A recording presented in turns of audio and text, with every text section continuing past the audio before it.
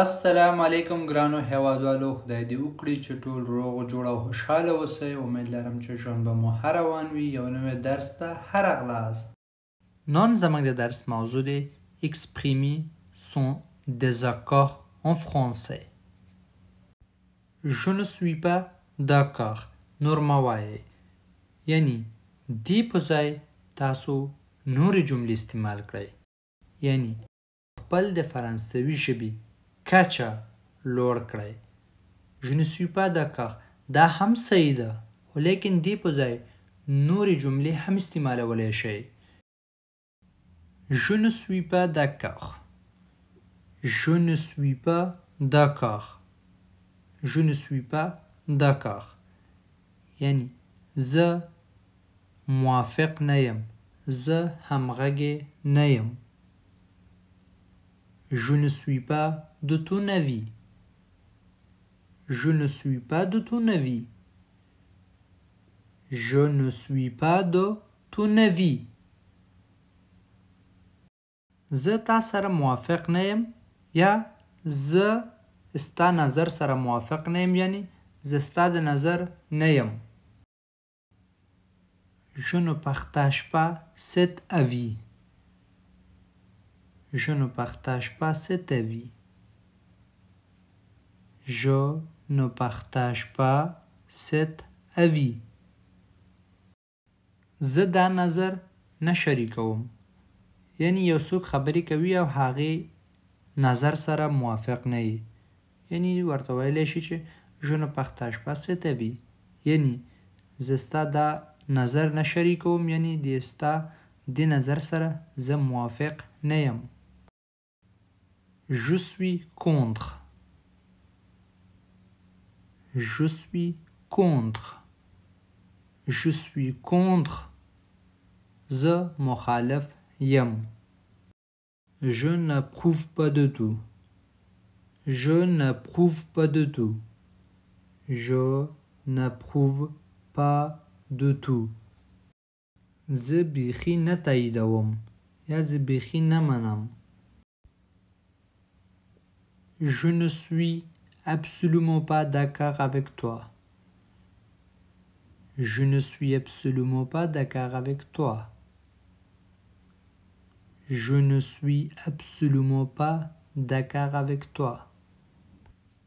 زه تا سره په بشپړه توګه موافق نه یم. Je ne suis pas du tout d'accord avec toi. Je ne suis pas du tout d'accord avec toi. Je ne suis pas du tout d'accord avec toi. زه تا سره هیڅ موافق نه یم. زه تا سره بیخی همغږی نه یم. Je ne suis pas tout à fait d'accord avec toi. Je ne suis pas tout à fait d'accord avec toi.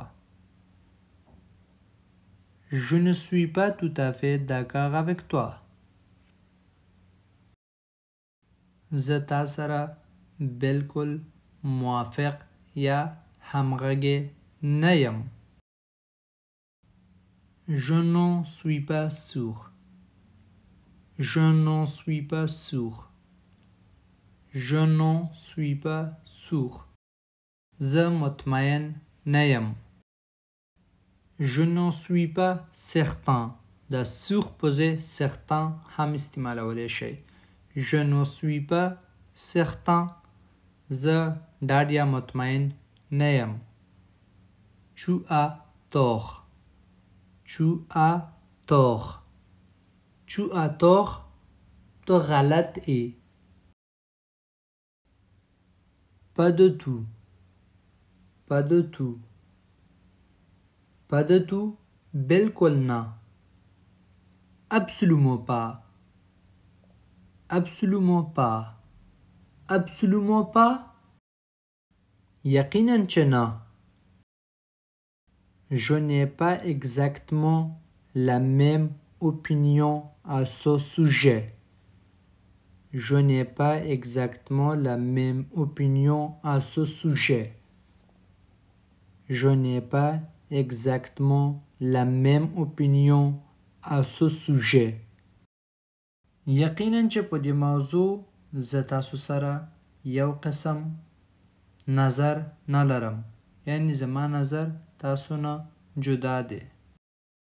ویډیو لایک او خپلو ملګرو سره شیر کړئ چې هغوی هم یو څه ترېنه زده کړي، او همداسې نورو ویډیوګانو لپاره زموږ یوټیوب چینل سبسکرایب کړئ او زنګ په علامه باندې کلیک کړئ چې هر کله مونږ یو نوی درس شیر کړو نو تاسو لپاره یو نوټیفیکیشن یا خبرداری درشي او ویډیو ووینئ. تر راتلونکي ویډیو پورې خدای مو سپارم. ښه وخت ولرئ.